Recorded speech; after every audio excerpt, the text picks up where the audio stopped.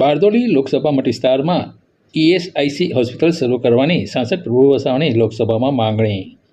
બારડોલી લોકસભા મત વિસ્તારના સાંસદ પ્રભુ વસાવાએ શ્રમિકો માટે આરોગ્ય સુવિધાઓ સુનિશ્ચિત કરવા લોકસભામાં ઈએસઆઈસી હોસ્પિટલ શરૂ કરવાની માંગણી ઉઠાવી છે.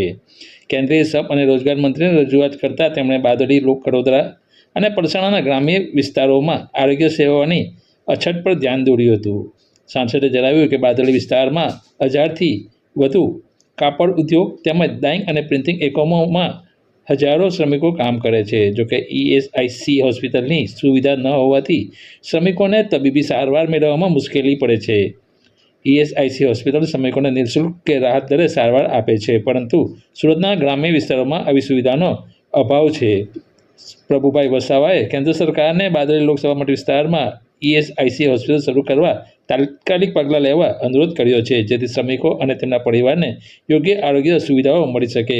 આ રજૂઆતથી આ વિસ્તારના શ્રમિકોમાં આશાનું કિરણ જાગ્યું છે.